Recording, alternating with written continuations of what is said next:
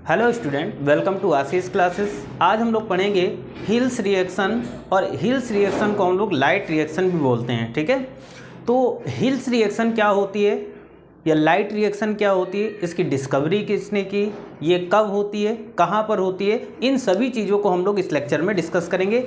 और ये टॉपिक आपके बोर्ड एग्ज़ाम्स के लिए बहुत ही ज़्यादा इंपॉर्टेंट है, चाहे वो आपका नीट एग्ज़ाम हो उसके लिए भी बहुत ज़्यादा इंपॉर्टेंट है। तो आइए सबसे पहले हम समझते हैं हिल्स रिएक्शन होती क्या है।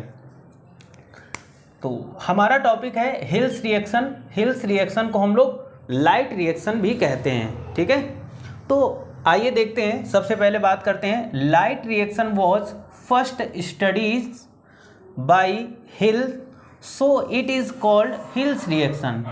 देखो बच्चों, लाइट रिएक्शन को सबसे पहले या लाइट रिएक्शन की सबसे पहले स्टडी किसने की थी, तो एक हिल्स नाम के साइंटिस्ट थे जिन्होंने लाइट रिएक्शन के बारे में स्टडी की, इसीलिए इसको हम लोग हिल्स रिएक्शन के नाम से जानते हैं। This process involve break down of water into oxygen and hydrogen. इस प्रोसेस में होता क्या है बच्चों, इस प्रोसेस में क्या होता है कि जो हमारा वाटर होता है वो ब्रेक डाउन होता है किसमें किसमें, हाइड्रोजन और ऑक्सीजन में। ठीक है, आगे देख लेते हैं। It occurs in the grana of chloroplast. ये रिएक्शन बेसिकली होती कहाँ पर है, तो ये क्लोरोप्लास्ट के ग्रेना में होती है, यानी in the grana of chloroplast. ठीक है, in the grana of chloroplast में ये रिएक्शन होती है। इसको लाइट रिएक्शन इसलिए बोलते हैं क्योंकि ये रिएक्शन जब होगी तो उसमें लाइट इन्वॉल्व होगी, यानी लाइट की प्रेजेंस में ये रिएक्शन होती है, इसीलिए इसको हम लोग लाइट रिएक्शन बोलते हैं। द स्टेप इन्वॉल्व आर, अब इस रिएक्शन में हमारे कौन कौन से स्टेप इन्वॉल्व होते हैं। ठीक, पहला है स्टेप नंबर 1 दिया गया है, the chlorophyll absorbs the sunlight.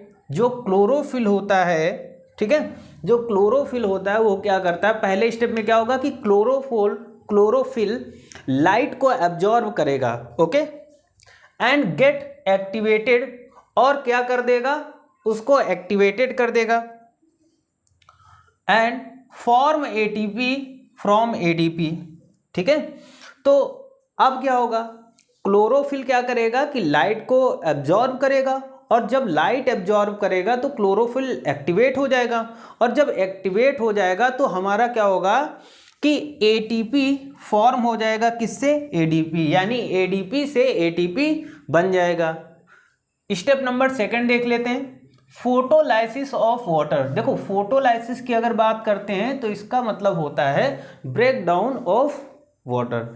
जैसे फोटोलाइसिस हमारा 2 वर्ड से मिलकर बना है। सबसे पहले फोटो मतलब लाइट, और लाइसिस का मतलब होता है ब्रेक करना।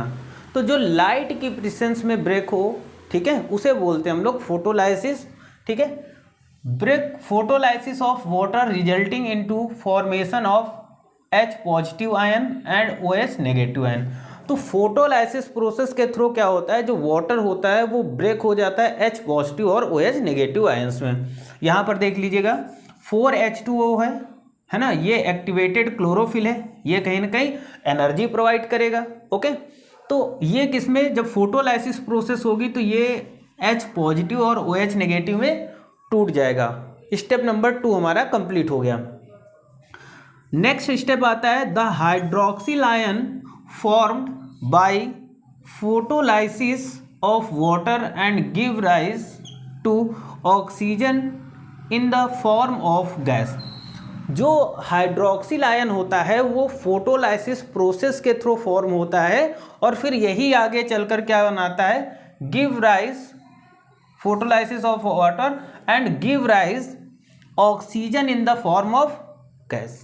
ओके, अब देखो यहाँ पर जो हाइड्रोक्सिल आयन है वो आगे चल के क्या बनाएगा, ऑक्सीजन गैस बनाएगा, जो स्टोमेटा के थ्रू बाहर निकल जाएगी, और इसी ऑक्सीजन को ह्यूमन बींग्स वगैरह सब यूज करते हैं। हम लोग जो ऑक्सीजन यूज करते हैं यही। ठीक, नेक्स्ट स्टेप आ जाता है क्या, free hydrogen ion release electrons.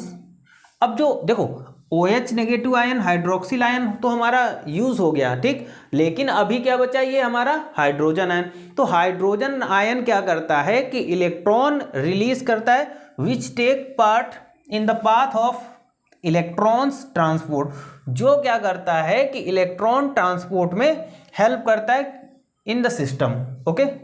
And release energy, और क्या करता है, एनर्जी को रिलीज करेगा in the form of ATP, और ATP के फॉर्म में एनर्जी को रिलीज करेगा। The hydrogen ion reduce NADP to NADPH2, ठीक है। तो ये जो हाइड्रोक्सिल आयन होगा वो NADP को रेड्यूस कर देगा, ठीक है। तो यहां पर देखिएगा ये हाइड्रोजन है और ये NADP को रेड्यूस करेगा, तो क्या बनेगा यहाँ पर, NADPH2 बन जाएगा, ठीक। आगे क्या है, फिर क्या होगा, फिर हमारा जो ADP है जिसको हम लोग एडिनोसिन डाइफॉस्फेट और ATP को एडिनोसिन ट्राइफॉस्फेट बोलते हैं, ठीक। ये ADP ATP में बदल जाता है, ठीक है। तो ये हमारा छोटा सा टॉपिक था लाइट रिएक्शन और हिल्स रिएक्शन हमारे बोर्ड एग्जाम के लिए बहुत ही ज़्यादा इंपॉर्टेंट है। आई थिंक सबको समझ में आया होगा। Thank you for this class.